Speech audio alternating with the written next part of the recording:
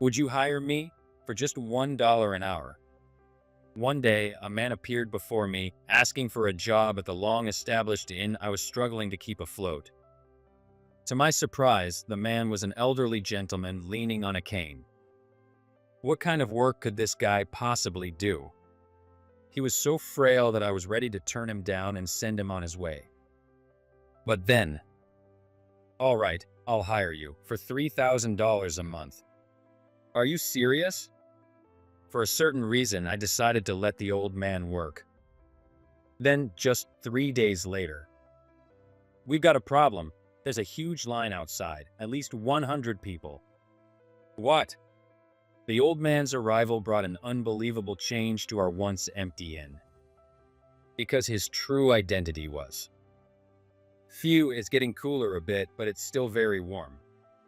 It was the end of August, and the lingering summer heat could still be felt in the morning air. As I wiped the sweat from my forehead, I focused on my daily routine, cleaning the entrance of the inn. In the distance, cicadas buzzed as if mourning the end of summer. My name is Michael, 28 years old. I am the fifth-generation owner of Evergreen Inn, a 150-year-old traditional inn nestled quietly at the foot of Mount Fuji.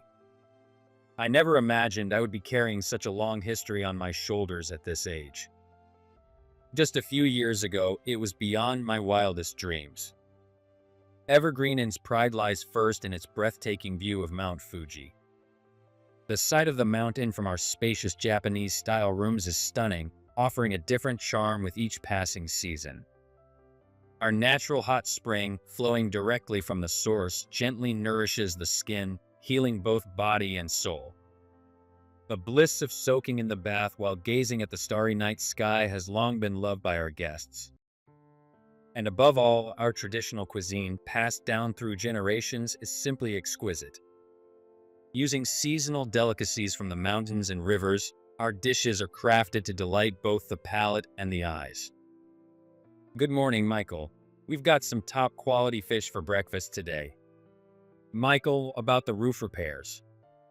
For someone as inexperienced as me, running the inn is far from easy. Managing finances, negotiating with suppliers, and maintaining the facilities. There's always something that needs to be done. Still, I am determined to protect Evergreen Inn, the inn my grandfather entrusted to me. And I'm not alone. I have a team of dedicated staff to rely on.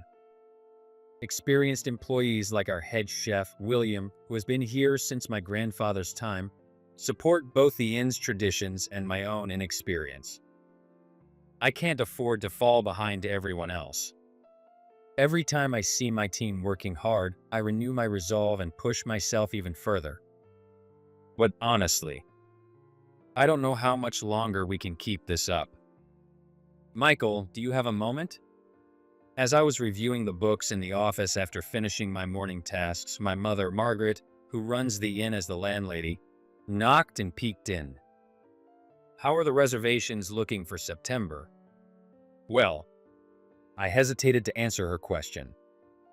Just thinking about it sent a cold sweat down my back. I've been trying to boost our presence on social media, but the travel season may be over, but the numbers have dropped even more. My mother and I exchanged worried glances. There was a time when Evergreen Inn was fully booked every night, with a wait list for cancellations being the norm, but now, the situation is the complete opposite. If we were lucky, we'd get 10 reservations a month, and for next month, we had only 3. And all of them were from longtime regulars. At this rate, we wouldn't be able to keep the business running, and 150 years of history would end with my generation. That was the dire situation Evergreen Inn had been pushed into.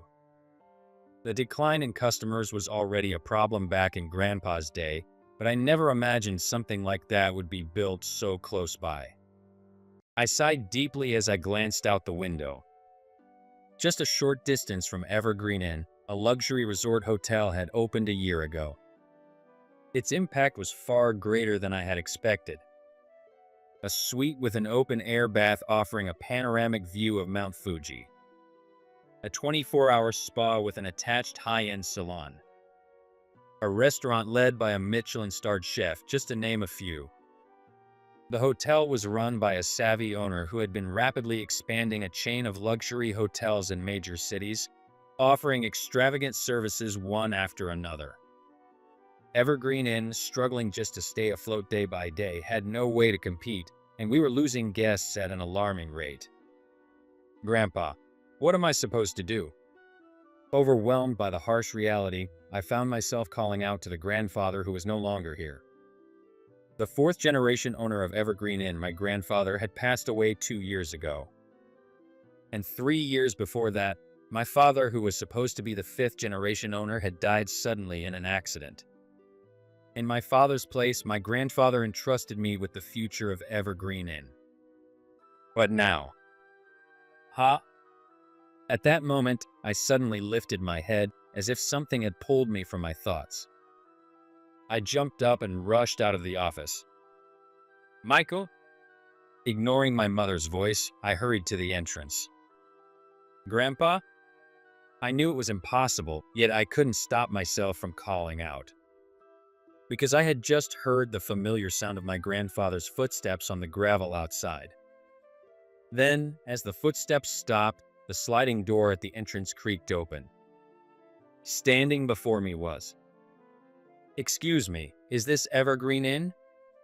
A frail, raspy voice rang surprisingly clearly through the entrance. It came from an old man with a hunched back, gripping a cane tightly with his wrinkled hands. "Yes, it is. Are you here to stay with us?" There were no reservations for today, so he must have been a walk-in guest. As I spoke, the old man's deeply lined face softened with relief. Then he shook his head. No. Then? It wasn't the local farmer who sometimes brought us fresh vegetables, nor the carpenter we often hired for repairs. I was good at remembering faces due to my job, but I had never seen this old man before. Still, for some reason, his footsteps had sounded just like my grandfather's. "My name is Edgar. By any chance, are you the grandson of Edward?" Huh? Yes. How did he know my grandfather's name? As I stood there in shock, the old man said something even more surprising. "I have a favor. Would you allow me to work here?" What? I don't need a salary, so even $1 a day or nothing at all would be fine. Just being able to work here would be enough for me. As he said that, Edgar attempted to bow deeply, but... ouch. He must have had a bad back. Halfway through his bow, he grimaced and trembled, his legs shaking. Seeing him like that, I couldn't hide my confusion. Even if he said he didn't need a salary, what kind of work could such a frail old man possibly do? "Is something wrong, Michael?" Just then, my mother, Margaret, worried that I hadn't returned, came over. "Oh my, and who might this be?" She looked at Edgar in surprise. I quietly explained the situation. "This old man wants to work here. What should we do?" "What?" My mother furrowed her brows and scolded me in a hushed but firm tone. "That's impossible.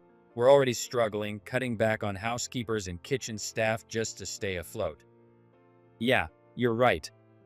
Evergreen Inn had no room to take on new hires. It felt rude to think this way, but this old man looked like he needed a caretaker more than a job. "I'm sorry you came all this way, but..." I told him we couldn't hire him. But he refused to give up. "Please, I beg you, I'll do anything." "It's not that simple. I have nowhere else to go. The restaurant I worked at suddenly went out of business the other day." "What?" His words shook me. "Edgar, what kind of work did you do before?" "I was a chef." "And how much was your salary there?" "Michael?" My mother tugged at the sleeve of my coat, whispering, "What are you suddenly asking?" Edgar, looking a bit puzzled, replied, "About $2,000 a month." "I see." Taking a deep breath, I stepped down onto the dirt floor where he stood, meeting his gaze. "All right, then you can work here. I'll pay you $3,000 a month." "Michael!" My mother cried out in shock, rushing to my side. What are you thinking? We can't afford that. I know, Mom, but somehow I had a gut feeling that this decision would save Evergreen Inn, despite how desperate our situation was. It was just intuition. Michael. My mother stared at me, speechless. Then she let out a long, deep sigh. You're just like him. Huh. That man. Your grandfather was the same way, always making these outrageous decisions. And for some reason, they always worked out. She gave me a tired but amused smile. Hearing that, I couldn't help but grin as well. Are you sure? Do as you like. You're the owner of Evergreen Inn now. Mom, thank you. I bowed my head to my mother, then turned back to Edgar. Edgar, I look forward to working with you. Are you sure, hiring an old man like me? Yes, please start as soon as tomorrow. Oh, thank you so much. Overcome with emotion, Edgar dropped his cane in excitement. His eyes even glistened with tears. By the way, if I may ask, how is your grandfather doing? My grandfather is. When I told him that my grandfather had passed away 2 years ago due to illness, Edgar's shoulders slumped. I see. His eyes welled up instantly, and a single tear traced down his cheek. What kind of connection did he have with my grandfather? Before I could ask, Edgar bowed deeply. Then, I will be in your care starting tomorrow. I look forward to working with you. The same to you. Welcome, Edgar. I reached out my hand, and he clasped it with both of his. His grip was gentle yet unexpectedly firm. This feeling, maybe, just maybe, his presence would change something. No, I needed it to change. Feeling the strength in his handshake, I could only hope my instincts were right. Early the next morning, I barely finished sweeping the entrance before heading toward the kitchen in the back of Evergreen Inn. I couldn't help but feel concerned about Edgar's first day at work. My name is Edgar. It's a pleasure to meet you all. With his back turned to me, Edgar was bowing deeply to the line of chefs in the kitchen with utmost respect. But as he lifted his head, his footing suddenly wobbled. Oh. Edgar, are you all right? I rushed over and steadied him. Michael, yes, my apologies. Please be careful. Ah, well, I am 78 years old. My body is still stiff in the mornings. Edgar chuckled apologetically, lowering his brows in embarrassment. The chefs, however, watched with concerned expressions. Michael, do you have a moment? A little past 9 a.m., after the breakfast cleanup had settled down, I happened to walk by the kitchen when William, the head chef, poked his head out. Are you sure about hiring Edgar? Since he couldn't use his cane in the kitchen, his footing was unsteady.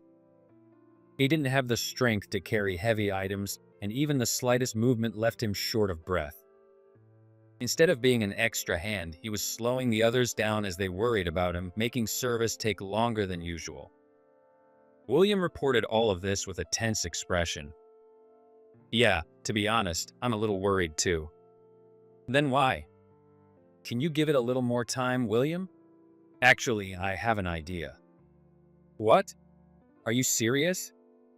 William was so shocked by my proposal that he was momentarily speechless. Recently, to help Evergreen Inn overcome its financial struggles, I had come up with a new service.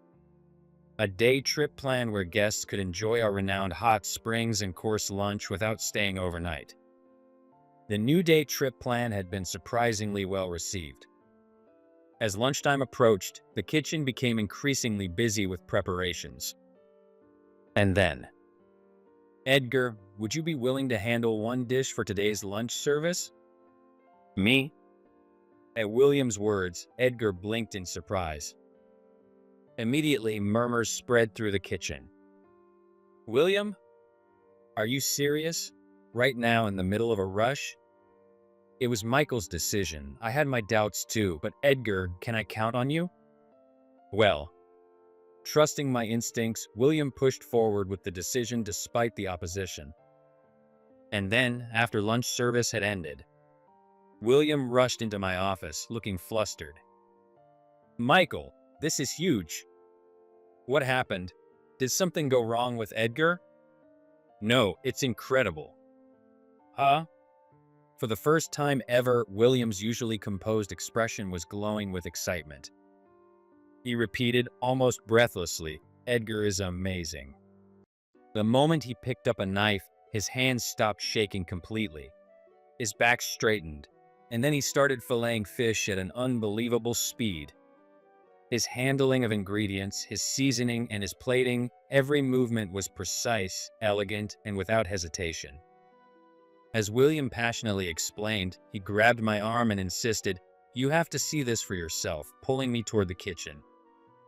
And what I saw there was, "Edgar, what should I do if the soy sauce is too strong?" That decorative cut was stunning. "Could you teach me how you did it?" Just hours ago, none of the kitchen staff had expected anything from Edgar. But now they were gathered around him, eyes filled with admiration, eagerly asking him for advice. Though slightly embarrassed, Edgar answered each question with a warm and humble smile. "This man is no ordinary chef. Michael, I think you may have hired someone truly extraordinary." Yeah. I couldn't hide my shock at how well things had turned out. Day by day, Edgar became more integrated into the kitchen. His skills and personality made him a trusted figure among the other chefs. Rather than feeling overshadowed by Edgar's growing admiration from the staff, William surprised me by trusting him as both a senior chef and a colleague, saying, "Edgar, I've been working on a new autumn menu. Would you mind taking a look?" But then, one day, an unexpected piece of news shook Evergreen in. "Michael, something terrible has happened." My mother turned to me, panic in her eyes as she hung up the phone. "William, he was in a car accident. He's been taken to the hospital." "What?" On his way to work, William had been hit by a car. I rushed to the hospital immediately, and thankfully, his injuries weren't life-threatening. However, with multiple fractures and bruises, he would be hospitalized for at least a month. "Michael, what do we do?" Back at Evergreen Inn, the kitchen staff had gathered, their faces filled with worry. Without William, who's going to lead the kitchen? Just when we were finally starting to get more customers. To make matters worse, the sous chef, William's right-hand man, had just quit a few days ago. As anxiety filled the room, I felt my own unease growing. At that moment, a young chef suddenly raised his voice and called out, "Edgar, please take over." "That's right, if it's Edgar. Could you take charge of the kitchen for us?" One voice after another rose in agreement. Before long, every pair of eyes in the room was fixed on Edgar. "Me?" Edgar looked slightly surprised, but his expression quickly turned serious as he turned to face me directly. "Michael, what shall we do?" "Edgar." Seeing the determination in his gaze, I made up my mind. "Please, Edgar, I want you to be the acting head chef." "I see, understood." With a firm nod, Edgar tightened the strings of his apron as if bracing himself for the task ahead. "All right then, let's get started. Everyone get to your stations." "Yes, sir." At Edgar's command, the chefs sprang into action. And then, during that day's lunch service, something unusual happened at Evergreen Inn. This is amazing. It was always good, but today it's exceptional. It tastes both nostalgic and new at the same time. I can really taste the natural flavors of the ingredients. The customers' reactions were noticeably different from the day before. There were more smiles, more murmurs of appreciation. Then, the following day. "Michael!" One of the housekeepers burst into my office, breathless with excitement. "What's going on?" "It's incredible. There's a line of customers outside the entrance." "What?" I rushed to the front, only to be met with a shocking sight. A dozen or more customers were lined up outside. "I've never seen anything like this, not even in your father's time." My mother muttered in shock before rushing off to help manage the situation. And the day after that. Michael, we have over 30 customers in line today. And the next day after that. There are 100 people. A line of 100 people. You've got to be kidding. Tearing outside cautiously, I couldn't believe my eyes. The line stretched from the entrance of Evergreen Inn all the way down the hill, disappearing into the distance. What is happening? Michael, look at this. My mother, looking pale from the overwhelming situation, held up her phone. And that's when I saw the reason behind the madness. A hidden gem at the foot of Mount Fuji, Evergreen Inn. Their day trip lunch is incredible, a stunning fusion of tradition and innovation, beautifully plated and absolutely delicious. You have to try it. It turned out that on Edgar's first day as acting head chef, a well-known food influencer had dined at our inn. Their post had gone viral, spreading like wildfire across social media. What do we do? There's no way we can handle this many orders. We don't even have enough ingredients. The sudden flood of customers threw the kitchen into total chaos. Amid the confusion and panic, Edgar spoke up, his voice calm yet commanding. Everyone, please stay calm. With just that one sentence, the chaotic kitchen fell into complete silence. First, let's check our current stock. You go to the storage room. Yes. The assigned chef immediately sprinted off. You contact our suppliers. We'll likely need more ingredients. Understood. And you.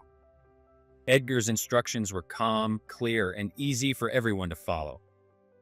Slowly, the panic that had gripped the kitchen began to subside. Listen up, everyone.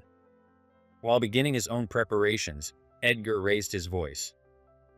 Yes, this is a difficult situation, but all of you are highly skilled chefs. More importantly, these customers have come all this way because they want our food. Let's meet their expectations with excellence. At those words, the chef's eyes lit up with determination. Now, let's work together and make the best dishes possible. Yes, sir. Their strong voices rang through the kitchen. Satisfied that things were under control, I stepped away. I had my own responsibilities as the owner of Evergreen Inn, so I couldn't afford to fall behind. Let's start handing out numbered tickets. Anyone available, help out. That day became the busiest lunchtime Evergreen Inn had seen in over a decade, but with the entire staff working together, we somehow pulled through. Not a single customer was turned away, and every guest received their meal, all thanks to Edgar. When we ran out of additional ingredients, he quickly adjusted the menu. And the dishes he created were so refined and delicious that no one even thought to complain. Thank you so much, Edgar. Speaking on behalf of the entire staff, I expressed my gratitude, but Edgar simply smiled and quietly shook his head. This is only the beginning, Michael. What? This inn is capable of much more, isn't it? As if proving his words, Evergreen Inn began to transform after that day. Every lunchtime, a line formed outside the entrance, growing longer each day as word of mouth spread. Guests who had been captivated by our lunch started making reservations for dinner and overnight stays. Michael, we've surpassed 20 reservations this month. For the first time in a long while, my mother's voice was filled with excitement. The gloom that had hung over the staff was beginning to lift. And it was all thanks to Edgar. Thank you so much, Edgar. But who exactly are you? He no longer seemed like just a chef. Who exactly are you? The question kept growing larger in my mind.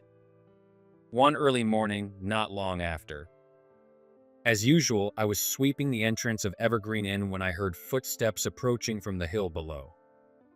Excuse me, is this Evergreen Inn? The person who had just reached the top of the hill spotted me and hurried over. The moment I saw her, I instinctively held my breath. Her long black hair shimmered in the morning sunlight, flowing gracefully with each movement. Her porcelain white skin was flawless, and her soft pink lips curved into a gentle shape. The pure white dress she wore perfectly complemented her elegant and delicate presence. She looked like she had stepped right out of a television screen or a magazine, an astonishingly beautiful young woman. Yes, this is Evergreen Inn. Really? That's a relief. The young woman beamed with a radiant smile, looking visibly relieved. Once again, I found myself captivated by her beauty. But when I learned who she was, admiring her looks became the least of my concerns. My name is Caroline. I believe my grandfather is staying here. His name is Edgar. The moment I heard that name, I couldn't help but shout. Edgar? So, he is here after all. Yeah. Still overwhelmed by surprise, I nodded. At that moment, Caroline's smile faded and her expression turned serious. I need to speak with my grandfather. Could you let me see him? Just then. Oh, there you are, Michael. Do you have a moment? I need to discuss the supply orders with you. Edgar appeared at the entrance, looking for me. And then, Caroline? The moment he laid eyes on her, his expression froze. Grandpa. Caroline ran straight to Edgar, throwing herself into his arms. Tears glistened faintly in her eyes. I've missed you, Grandpa. Caroline. Sensing there was more to this reunion, I led them to my office. Once inside, Caroline pulled out her phone and held it up for Edgar to see. I saw this on social media. The moment I saw this dish, I knew. This is your cooking, Grandpa. You figured it out that easily? Of course. Just look at the decorative cuts. You did them the same way as at Everglow. What? Everglow? I blurted out in shock, interrupting their conversation. Because that name was... Wait, Edgar, you worked at Everglow? You didn't know? Grandpa, you never told them? Ah, well, I guess I just forgot to mention it. Edgar chuckled, scratching his head. I couldn't hide my shock. Everglow was one of the most prestigious high-end Japanese restaurants in Tokyo. An exclusive, members-only establishment where only a select few could dine. It had held Michelin stars for over 20 years. But if I remember correctly, Everglow was. Yes, due to various circumstances, it recently closed down. My grandfather was the head chef there for many years. The head chef? That meant he wasn't just any chef, and he had been one of the very best in Japan. And I had hired this legendary figure for just $3,000 a month. Grandpa's cooking is like magic. He brings out the full potential of each ingredient, creating flavors you'd never imagine. Once you taste his food, you'll never want to eat anywhere else again. She spoke with admiration, her eyes sparkling and looking almost enchanted. Still reeling from the revelation, I nodded in agreement. I understand now. Edgar's cooking is truly incredible, and now I know why. Oh, come on, Michael, not you too. Even though Edgar hunched his shoulders in embarrassment, looking like nothing more than an ordinary old man, I could already picture William and the other chefs who admired him collapsing in shock once they found out the truth. Since I was getting older, I offered to retire, but the owner begged me to stay on. So in the end, I was only working a few days a month, training the next generation of chefs. Honestly, I was just an old man with a fancy title by the time the restaurant closed. So that's how it was. The moment he held a knife, he became a completely different person. His calm and precise instructions effortlessly led an entire team of chefs. And most of all, his almost divine culinary skills had the power to move people's hearts. Finally, everything clicked in my mind. Grandpa, the owner was worried when you suddenly disappeared without a word. And of course, I was too. Why did you just leave like that? I'm sorry about that, but Caroline. Come back to Tokyo with me. Let's go home together. As I watched the exchange between Edgar and Caroline, I found myself reflecting. It was nearly a month since Edgar had arrived at Evergreen Inn. In that short time, I couldn't even begin to count how much he had helped us. As a token of my gratitude, I planned to give him a little more than the $3,000 salary. After all, he would likely be leaving with Caroline soon. But then, no, I'm not going back to Tokyo. What? Wait, what? Caroline and I spoke at the same time, equally stunned. I'd like to continue working here, if that's all right with you, Michael. Edgar, of course, that would be a huge help, but Caroline had come all this way to bring him back. Just as I was about to say that, Grandpa! Suddenly, Caroline sprang up from her chair, dropped to her knees at Edgar's feet, and clung to him desperately. Grandpa, I haven't given up yet. I still want to learn how to cook from you. Caroline. Listen to me, Grandpa. I saved up money while training at a restaurant. Let's live together in Tokyo. I'll take care of you. I just want you to stay by my side and teach me how to cook. Her eyes were filled with unwavering determination as she looked straight up at Edgar. But Edgar averted his gaze, his expression darkening. That's exactly why I left. No matter how much I opposed it, you wouldn't give up. I won't give up. Never. I will become a chef. Caroline. Edgar firmly placed both hands on her shoulders and gently but decisively pushed her away. Yet even then, Caroline didn't look away. Taking a deep breath, she began speaking in a quiet but steady voice. Grandpa, when I was 5, my parents died in that accident, remember? After that, you were the one who raised me. Yes. I was heartbroken, lonely, and I couldn't even eat. But you never stopped cooking for me. You adjusted the flavors to make it easier for me to eat and made the dishes look beautiful to cheer me up every single day. And because of that, I was able to get through the hardest time in my life. Caroline. Perhaps recalling those days, Edgar's voice trembled as he gazed at her. Caroline gently placed her hands over his. You said, you'll never survive in the harsh world of professional cooking. And now I understand exactly what you meant. After culinary school, I started training at a traditional restaurant, and I finally realized how tough it really is. But not once did I ever think about giving up. I want to carry on the delicious, wonderful, and heartwarming dishes that you taught me. Just like you did for me. I want to heal people's hearts through food. That is my dream. Caroline. Edgar closed his eyes and let out a long, deep sigh. I understand how you feel, but my decision hasn't changed. I won't return to Tokyo. Grandpa. As Edgar shook his head, Caroline's face twisted as if she were about to cry. At that moment, before I even realized it, the words slipped from my mouth. Caroline, why don't you work here? Huh? Michael? Both of them looked at me in surprise. Why not train under Edgar while working here at Evergreen Inn? Wait, are you serious? Caroline shot up from her seat, her eyes sparkling with excitement. Meanwhile, Edgar furrowed his brows. Michael, why? I responded to his question. The reason was her hands. Caroline has the same hands as you, Edgar. What? Edgar widened his eyes and stared at them. His granddaughter's pale hands resting atop his own. Scarred with burns and cuts, her fingers bore the marks of a life dedicated to cooking. These are the hands of someone who takes cooking seriously. That's why I decided to hire Edgar in the first place. I had a feeling that he might be the one to change Evergreen Inn. Edgar remained silent, staring at Caroline's hands for a long moment. Then, he shifted his gaze to his own. And after a deep, heavy silence, he slowly nodded. All right. Grandpa, does that mean?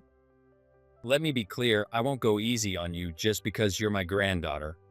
Back at Everglow, my training was harsh enough to make grown men break down and run away. Do you have the resolve to endure that, Caroline? A gulp echoed in the quiet office.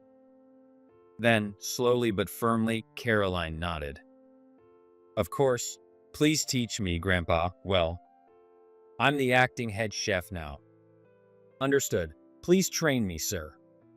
Her expression tightened with determination as she bowed deeply.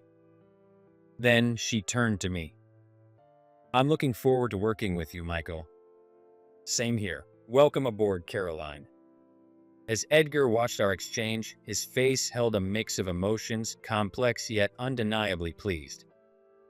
Then from that day on, my name is Caroline. Please teach me with strict guidance. Caroline officially joined Evergreen Inn as an apprentice chef. Starting the very next morning, she was always the first to arrive. Before anyone else stepped foot into the dimly lit kitchen, she quietly began cleaning. Once everything gleamed, she moved on to her prep work, tasks assigned by Edgar, which she completed alone. Caroline, that's not how you hold a knife. I never taught you to handle it like that. This broth is unacceptable. Throw it out and do it over. Edgar showed no mercy. It was hard to believe he was training his own granddaughter, or maybe that was exactly why. Now that the other chefs knew his true identity and had seen him transform into someone entirely different in the kitchen, they were left shaken. Understood. I'll redo it immediately. Caroline never complained. She never cut corners, never backed down, and she clung to Edgar's lessons with everything she had. Her determination soon began to inspire the rest of the kitchen staff. Edgar, teach us with the same discipline. We'll push ourselves too, just like Caroline. Everyone. The entire kitchen became filled with newfound energy, and the quality of Evergreen Inn's cuisine rose higher with each passing day.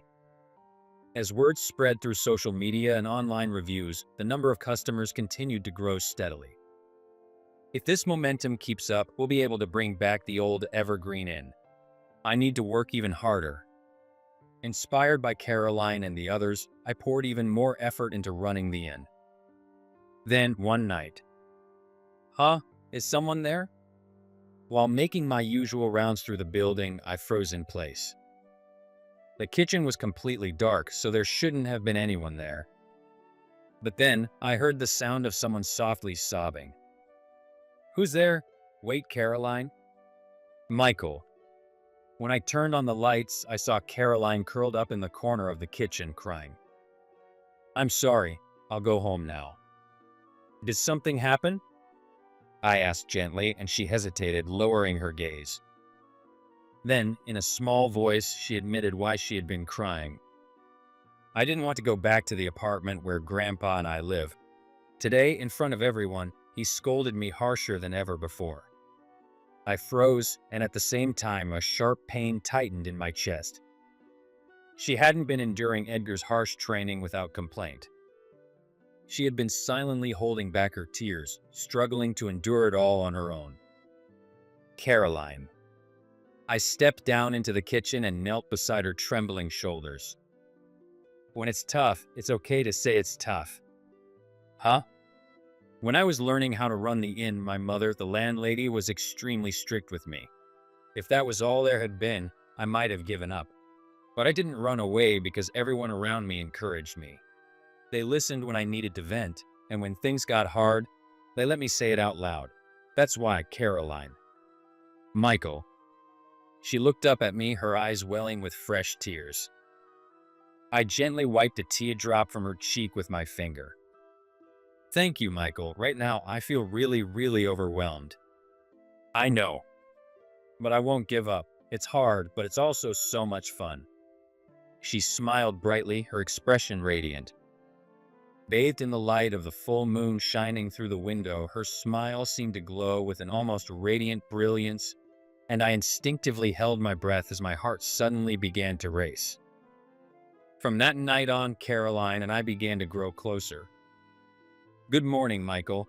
I'm ready to give it my all today. Every morning when I stopped by the kitchen, Caroline greeted me with a cheerful smile. And before I knew it, seeing that smile had become my secret source of joy. Michael, please take this. One evening after work, Caroline came to my office holding a small container. This is a rolled omelet? I was finally allowed to make one. I had to redo it so many times, but this is the first one that got approved, so I wanted you to have it. For me, is to thank you for encouraging me the other day. I really appreciate it. When I looked up, I saw her cheeks tinged with a faint blush as she smiled. My heart skipped a beat. For some reason, she looked even more beautiful than usual today. Thanks, I was getting a little hungry anyway, so I'll dig in. Trying to hide my nervousness, I quickly opened the container. And the moment I took a bite of the beautifully golden rolled omelet. Wait, what? I stared in shock, because the taste was exactly the same as Edgar's cooking. No, it might have been even more delicate and gentle. Caroline, this is incredible. Really? You mean it? Yeah, you have real talent for cooking. I'm sure Edgar will recognize it too. Caroline's face lit up, glowing like a sunflower in full bloom under the summer sun.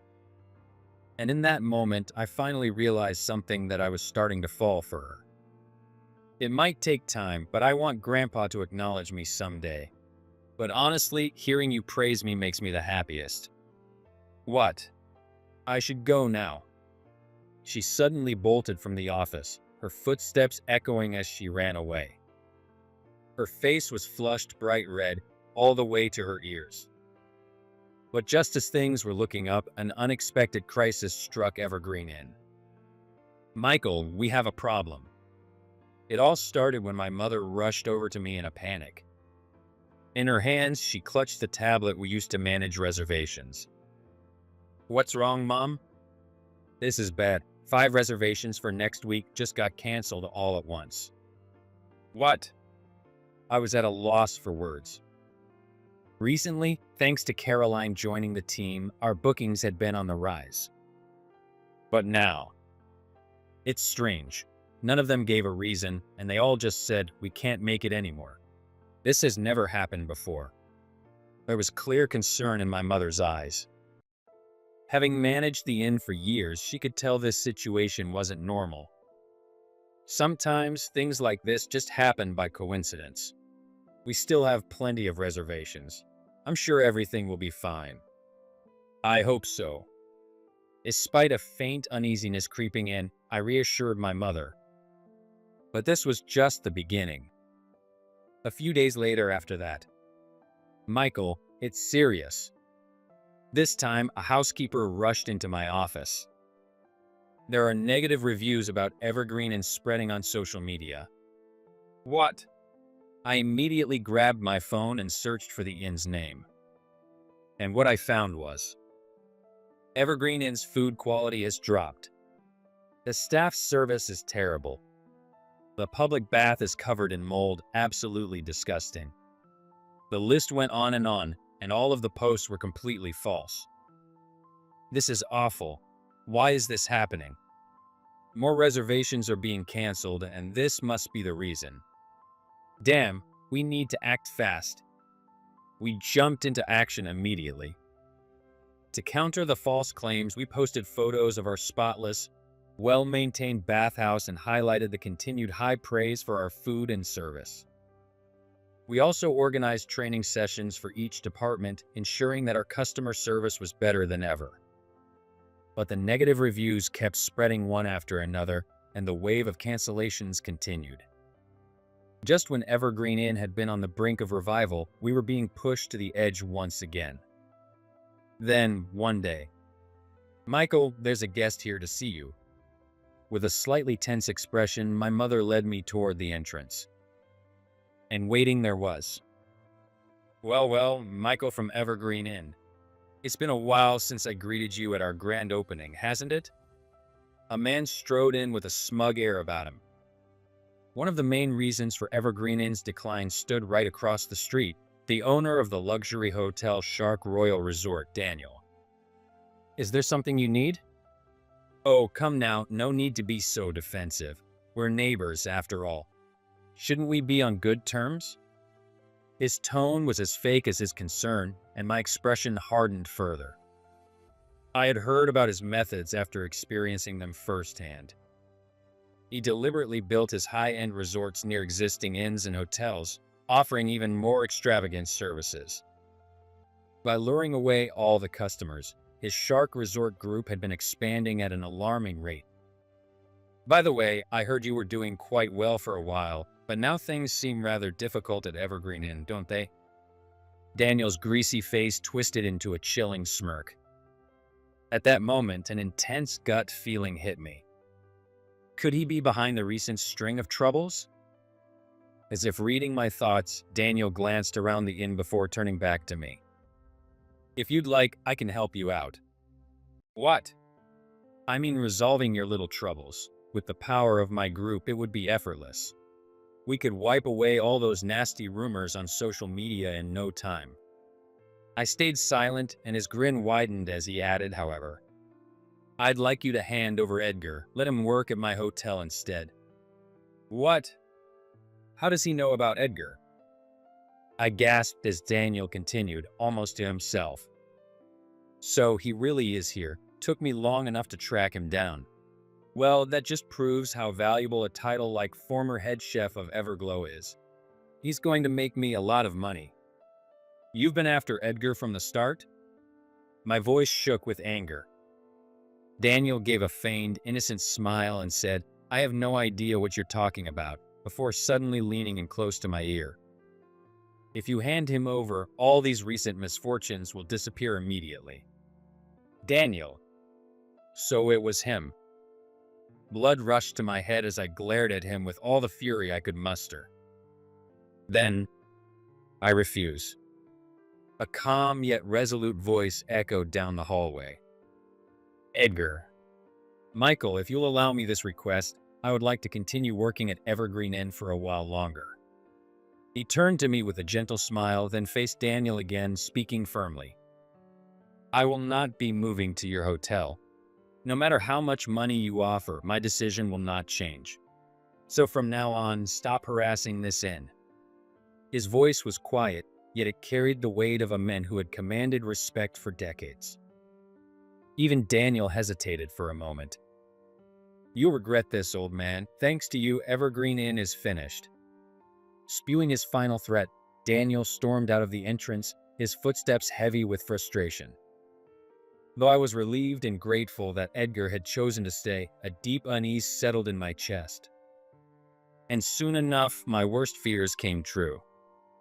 Michael, this is bad. My mother burst into my office, her face pale as a sheet. Seeing her in such a state sent a terrible feeling crawling up my spine. What now? Oh no! My mother could no longer stand and collapsed onto the floor. I rushed to her side asking what had happened, and her response was far worse than anything I could have imagined. A group reservation for 50 guests scheduled for the next 3 days. They just called to cancel. What? My vision went dark for a moment. This was the largest reservation we had received in months, booked more than half a year ago. We had poured our energy into preparing the best meals and accommodations, ensuring everything was perfect. Why now, all of a sudden? What reason did they give? They said it's because of food poisoning. They claimed this Evergreen Inn was responsible. What? Food poisoning. It was one of the worst crises an inn could face. A single accusation could destroy trust and, in the worst case, make it impossible to continue operating. But we haven't received any reports like that. Our hygiene management is meticulous. Are they confusing us with another inn? No, it's spreading on social media again. Rumors saying I got food poisoning after eating at Evergreen Inn. It's spreading like wildfire. This can't be happening. Damn it, we've been set up. I slammed my fist onto the desk. There was no doubt in my mind. This had Daniel's fingerprints all over it. But there was no way to prove it. What are we supposed to do? A last-minute cancellation of such a large group was a devastating blow to our already struggling finances. To make things worse, the group's representative insisted that they wouldn't pay a cancellation fee because it was the inn's fault. The situation was as disastrous as it could get, and the timing couldn't have been worse. The one person I could always rely on, Edgar, had taken a 4-day leave due to his worsening back pain. Is this the end? I collapsed into my chair. For generations, we had managed to protect the 150-year legacy of Evergreen Inn, overcoming countless challenges. Was this where it all came to an end? I'm sorry, Grandpa, I let this happen. A vision of my grandfather crossed my mind, and a crushing guilt weighed down on my chest. Just then, excuse me. Peeking in from behind the door, her face filled with concern, was Caroline. Caroline, why are you here? I heard people talking about something terrible happening. Are you okay, Michael? Oh. She had come all the way here just to check on me. Lifting my head, I met her gaze. But when I opened my mouth to speak, my voice lacked even a hint of strength. Caroline, there's nothing we can do anymore. What?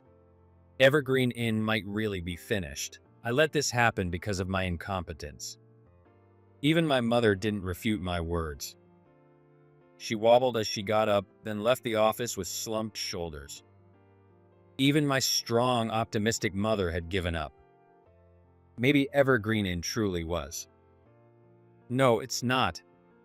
Caroline's voice cut through the heavy silence like a blade.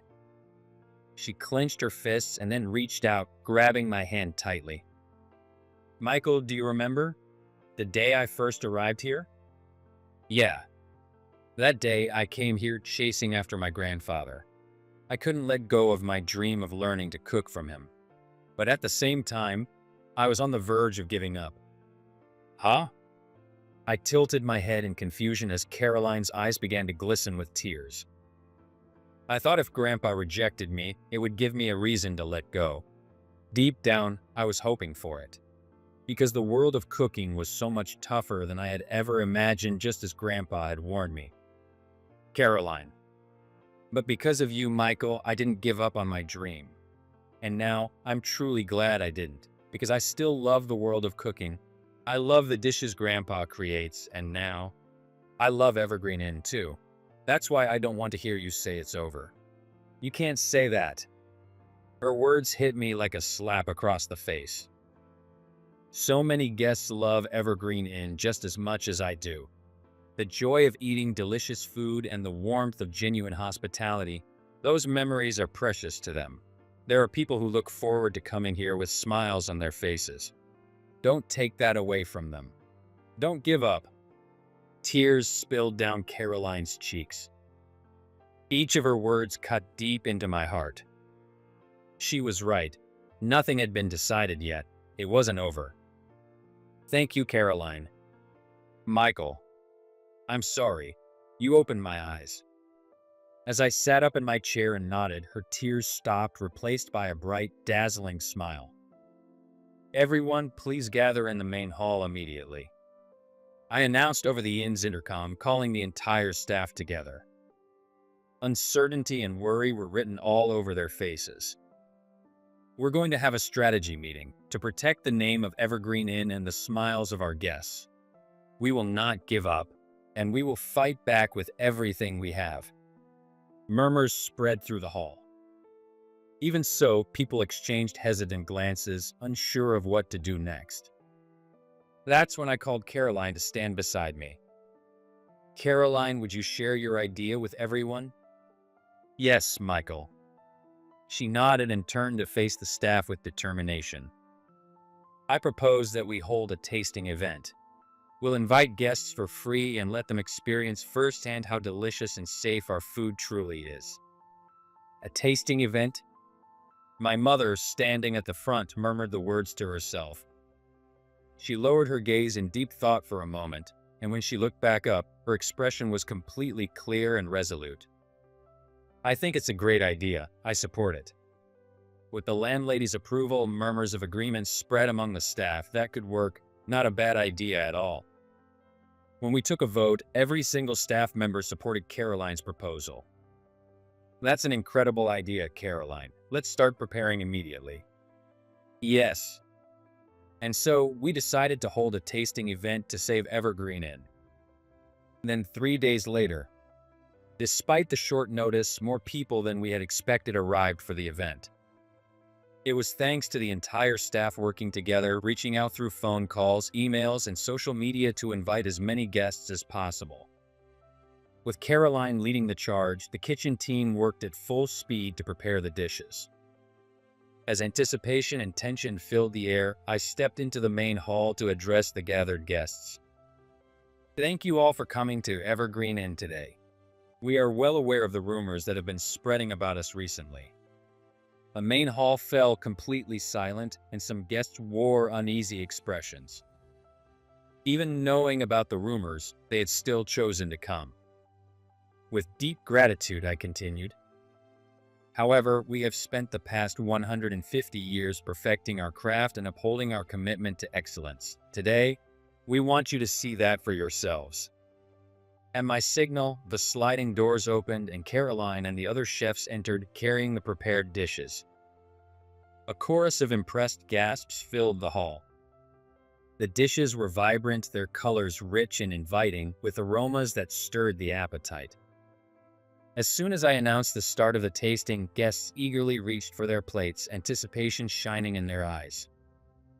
And then, it's delicious. Smiles spread across the faces of the guests as they took their first bites. Look at this raw fish, so fresh. There's no way this could cause food poisoning. Evergreen Inn is as amazing as ever. Cheers of delight and the happy faces of those enjoying their meals filled the grand hall. Seeing that sight, a wave of emotion welled up inside me. I was so glad I didn't give up at that moment. That very same day, news of the tasting event spread like wildfire on social media. Guests, moved by their experience, eagerly posted about how incredible Evergreen Inn's food was. The flood of positive reviews quickly drowned out the false accusations, and before long, the people spreading the malicious rumors must have realized they had lost. One by one, their posts started disappearing. And then, I'm terribly sorry, but we're fully booked for the next 2 months. A party of 30 for the year-end holidays? Thank you so much. Evergreen Inn was suddenly overwhelmed with more reservations than we could handle. Large group bookings came in one after another, and we found ourselves scrambling to keep up. For a while, our days would be filled with the best kind of chaos. Caroline, you did incredibly well. The morning after Evergreen Inn had overcome its greatest crisis, Edgar appeared in the kitchen, his back pain now healed. He found me and Caroline cleaning together. Grandpa, Michael, was my granddaughter of any help to you? Yes, of course. I nodded and began to recount Caroline's efforts. How she stayed overnight at the inn, working tirelessly to prepare for the tasting event. How she took command of the kitchen in Edgar's absence and led it brilliantly. How she never lost her smile, even in the toughest moments, inspiring not just the kitchen but the entire inn. And most importantly, she was the one who got me back on my feet. Evergreen Inn is still standing today because of her. I see. Pride shone in Edgar's narrowed eyes. Then gently he placed his hand on Caroline's head and ruffled her hair. You've grown. You've become a fine chef. That's not true. I still have so much to learn. No. Edgar shook his head and then asked her a question. Caroline, do you know what the most important thing is for a chef? Huh? Caroline blinked in surprise, staring into his eyes. With a warm smile, Edgar gave his answer. It's making the people who eat your food smile. And when a dish is made with heart, it has the power to move people. You've done that, so now you are a chef in your own right. Grandpa. Caroline's eyes filled with tears, and soon they spilled over. Edgar pulled her into a gentle embrace, rubbing her back in comfort. Michael, I have something to tell you as well. Huh? Edgar then turned to face me, his expression resolute as he began to speak. Over 50 years ago, I worked here at Evergreen Inn. What? Wait, Grandpa, you did? Caroline and I both gasped in shock at the revelation. Edgar, lost in thought, seemed to be reminiscing about the past as he spoke, his gaze distant with nostalgia. Yes, that's right. Back then, Michael, your grandfather was not only the heir to Evergreen Inn, but also a young chef in training. And I was one of the chefs who worked alongside him, constantly competing with him. They were close in age, had similar builds, and shared a deep bond, not just as rivals, but as if they were brothers. Edgar had affectionately called my grandfather Eddie, looking up to him like an older brother. Eddie cared about the smiles of those who ate his food more than anything else, just like Caroline does now. He was a far greater chef than I ever was. However, Edgar continued, his expression darkening. It was as if he were about to confess a long-held regret. I, on the other hand, believed that profit mattered more than the joy of our guests. I thought we should elevate Evergreen Inn's status by selecting only the finest ingredients, catering exclusively to wealthy patrons. In the end, our differing views caused a rift, and I left the inn. At the time, I even convinced myself that Eddie had used his position as heir to force me out. I even confronted him about it. I was young, arrogant, and foolish. He turned his eyes toward the window. There, the vast garden of Evergreen Inn stretched out before us, a sight the inn had always taken pride in. It was the very place where my grandfather and Edgar had once shared their dream of making Evergreen Inn the best in Japan. Looking back, I don't think my perspective was entirely wrong, but even after becoming the head chef of a prestigious restaurant and being adored by the elite, something always felt missing. In truth, I was far happier back when I was here, working alongside Eddie. Tears glistened in his eyes as he gazed at the garden. With a trembling voice, Edgar revealed the real reason he had come back. It was because he had wanted to work with my grandfather again. But Eddie's been gone for so long now. If only I had set aside my pride and come to see him sooner, even if he hadn't forgiven me. Grandpa. Caroline gently leaned against Edgar's shaking shoulder. At that moment, I made up my mind. It was time to tell him what my grandfather had always wanted to say. My grandfather never held a grudge against you, Ed. What? Edgar turned to look at me, his eyes wide with disbelief. Now I understand. You were Ed, weren't you, Edgar? His eyes widened further. How do you? He murmured. My grandfather told me all about you, he and Edgar. The two of you had such similar names that you called each other Ed and Eddie instead. Eddie talked about me? All the time. Even in his final years, he constantly reminisced about Ed. He kept saying he wished he could see Ed again, that he wished you were here with him. He'd tell endless stories about Ed, his stubborn yet incredibly skilled rival. The self-confident chef Ed, who, for all his bravado, was too shy to confess his feelings to the woman he loved. Ed, who, despite his sharp tongue, had always encouraged my grandfather whenever he was feeling down. Story after story, so many that I had almost grown tired of hearing about Ed. Ah! Edgar collapsed onto his knees as if his legs had given out beneath him. I'm sorry, Eddie. I'm so sorry. Edgar's shoulders shook violently as he cried out, reverting to the Ed my grandfather once knew. It was as if 50 years' worth of emotions had suddenly burst forth all at once. I wanted to see Eddie again, too. Please go visit his grave and tell my grandfather I'm home. That's all he ever wanted to hear. Michael. Through his tear-streaked face, Edgar looked up at me. Then, with unwavering determination, he gave a firm nod. Yes, thank you, Michael, and Eddie. And please, stay here at Evergreen Inn. I know my grandfather would have wanted that too. If you'll have me, then I would be honored. And Caroline, you too. Me? You really mean it? When I nodded and said, of course, Caroline's face slowly lit up with a smile, just like the rising sun. And then, with a bright, eager voice, Caroline suddenly dashed forward and threw herself into my chest, exclaiming, yes. Please let me stay by your side forever, Michael. As the seasons changed and the maple leaves in Evergreen Inn's garden began to turn vibrant shades of red and gold, An unexpected event shook the town. Shark Royal Resort, the high-end hotel that had once overshadowed our inn, abruptly shut down.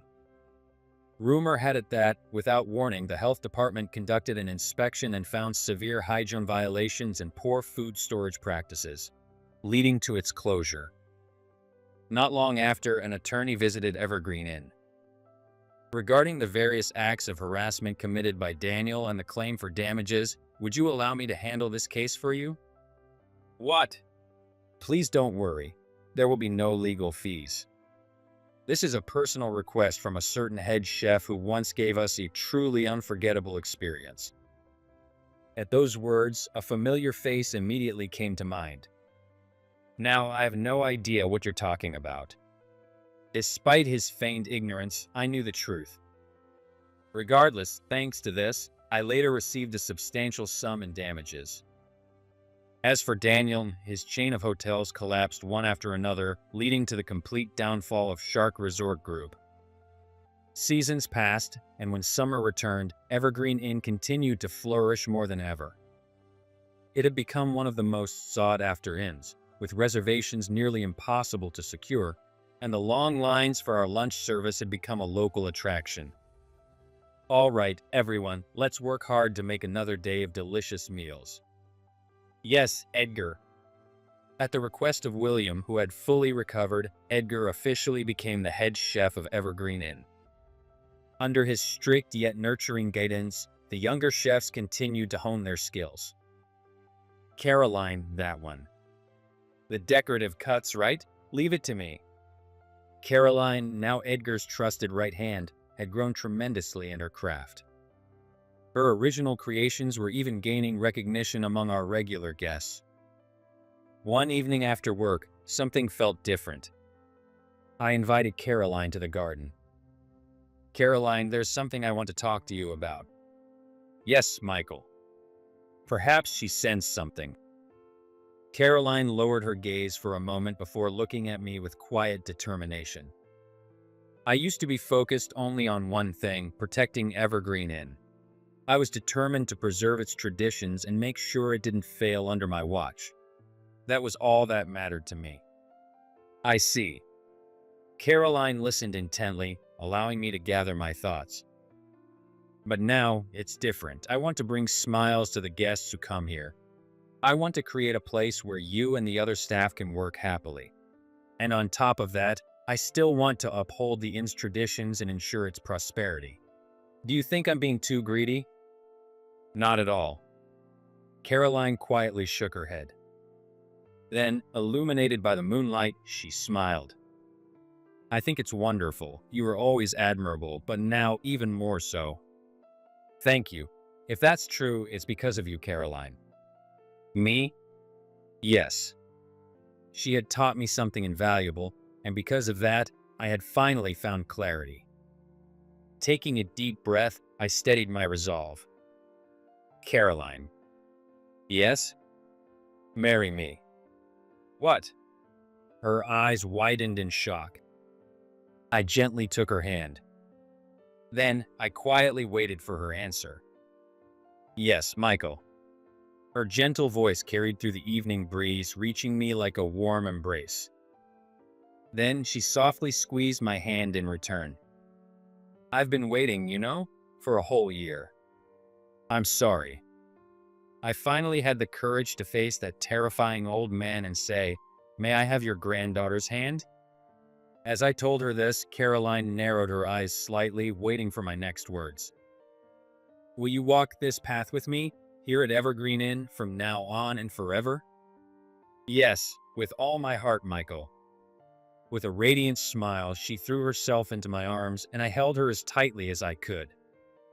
I would continue walking forward to protect Evergreen Inn. But from now on, my beloved would be right beside me. No matter what challenges lay ahead, I knew she would always support me with her unwavering smile. Feeling hopeful for the days ahead, I couldn't help but smile.